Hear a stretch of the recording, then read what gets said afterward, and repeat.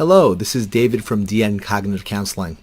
I want to say thank you very much to our almost 50 subscribers, and it's very humbling that so many people have shown such a positive regard for this channel, and I thank you very much. I also want to thank you for those of you who have subscribed to Subcribe-star. I very much thank you for those support. Today I want to talk about a question that somebody sent me on the site, where they said, my daughter's mother and her friend are doing something that is undermining my authority.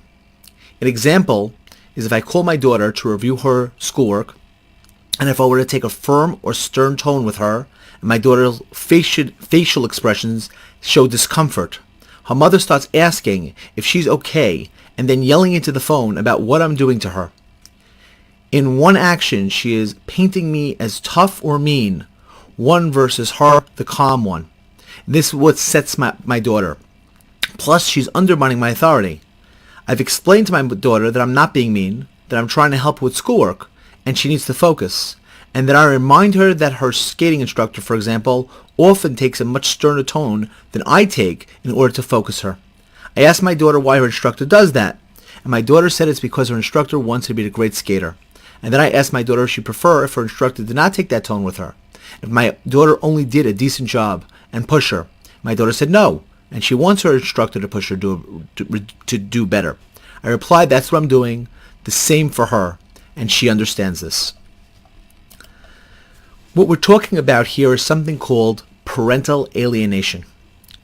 And a lot of times, what one parent will do is play off the other parent when they're becoming, having a intervention with their child. First off, it is never a good idea to try to be in a sense of control of your child's homework while they're in the other parent's home. You don't want a situation where you're trying to be the parent while the other parent is supposed to be doing their job. If the child is not doing their homework in the other parent's home, that's something you want to bring to the school's attention, and there are legal means to make sure that the other parent is doing their job if you need to. But it is not a good idea ever for you to be the one to try to get her to do the work, because it undermines the other parent's authority, and it says, listen, I'm the one that's really wanting to help you out, while your other parent doesn't want to. And that's something you don't want to do. The way you want is, while your child's in your home, is that you set up your homework rules. You work up good skills for them there. You work with that person in order to help them. And in your routine, you help them to understand what you're doing and why. But what you don't try to do is set that routine up in the other home. Now, will that mean that your child may fall behind in school? It could, but that is less damaging. The fact is that academics could always be caught up on. And if you can show there is what's called educational neglect by the other parent, that actually could help in terms of custody time, or you could show the courts that something's not going right with this parent, but that you do outside of the child. You don't do that and utilize the child as the go-between. And when you're dealing with your daughter in her mother's home, it sets you up into a situation where your boundary is not being appropriate. You're overstepping the boundary. Not that your heart is not in the right place. You want to do the right thing by your daughter. The problem is that in her home, she's in charge of homework, not you. So I want you to keep that in mind the next time you want to parent while the child's not in your custody physically. You should focus the phone calls on positive things, things that build your relationship, the fun stuff. When she's in your custody, that's when you can do the fun stuff with also what you're trying to do in terms of instilling the value. And if you have a good enough relationship with the other parent, then you could have a conversation about having the two be on the same page in terms of you stating what the rules are, and if the other partner or the parent was able to or was willing, then to also make the same rules and follow through. Often that's not the case. So I understand it's difficult. Now, the second question asked by the same person, the issues of parental alienation, actually use the term in the second question, have come previously and actually I guess you're referring to the fact I've actually answered the other video, and you said I need not worry because my daughter loves me and she knows what I do for her. That is true. I'm glad that's true. And it's pretty clear that my daughter's aware of what I do for her. That being said, what I do when it becomes obvious that my daughter is being, I guess you're saying, lied to about me and in certain individuals, including her mother and friends, and repeating those lies. And they repeat these lies in her presence, that I'm vicious or I'm an idiot. Okay. Now, I want you to think about that for a minute.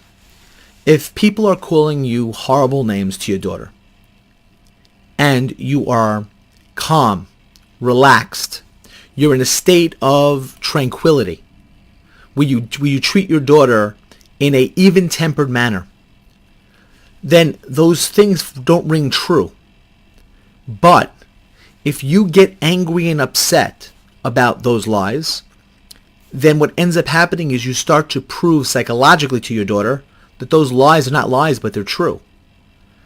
It's almost as if the kid in class that is knocking the other kid to get them angry, and then who gets in trouble in class?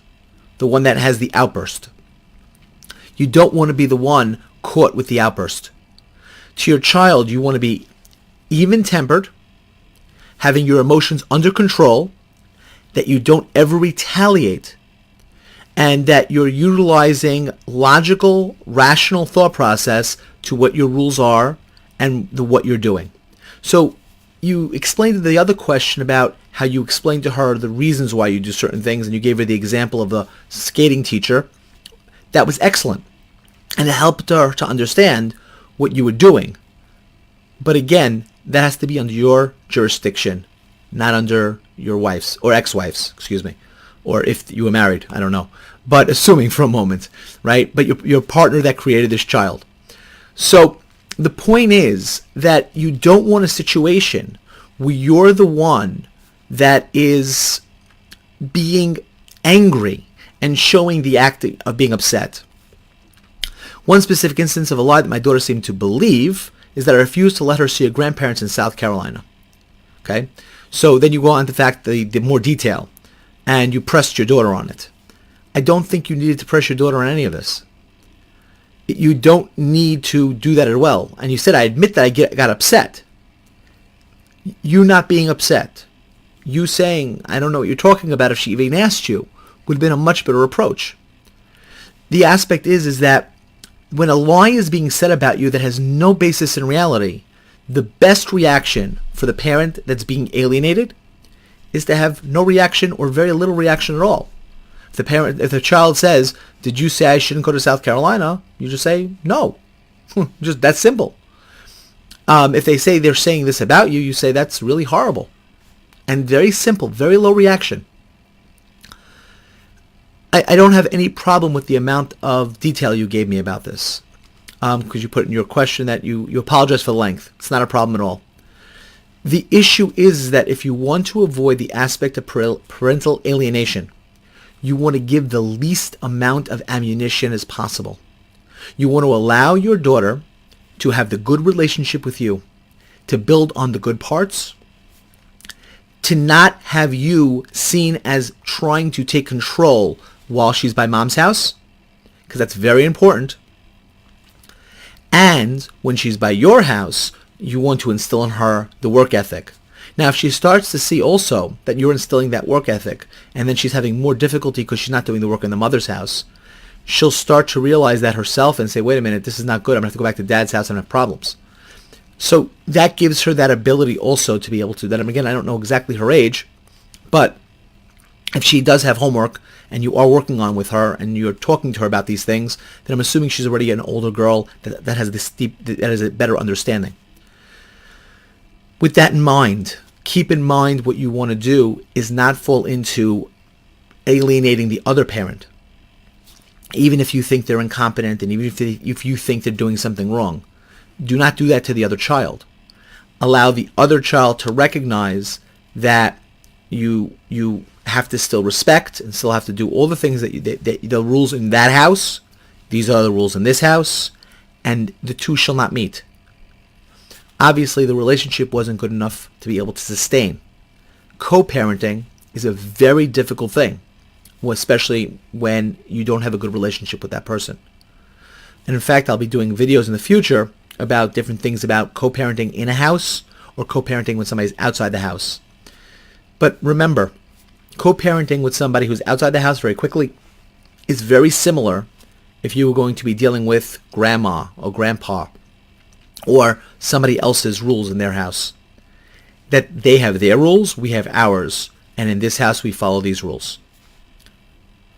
I hope this answered the question about that. I hope it gives you a little understanding about parental alienation and the damage that it does.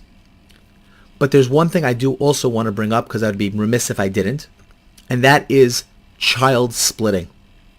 Many times in a situation where there is a divorce situation or a split custody situation, children start to realize that they can play parents off each other, and that it's not as much the alienation sometimes that's going on, but the child sometimes will manipulate to try to get their needs met by utilizing one parent to the other. And it's very important not to allow a child to do that splitting, because it's damaging also to the relationships. So you have to ask sometimes whether or not that could be going on to a certain extent as well. I hope that you found this video helpful. I hope that we'll get to our over 50 subscribers pretty soon. If you like this video, hit like. If you want to subscribe, please subscribe. And if you want to contribute to this, hit the link for Subcribe-star and become a patron. I thank you very much, and hope to see you next time.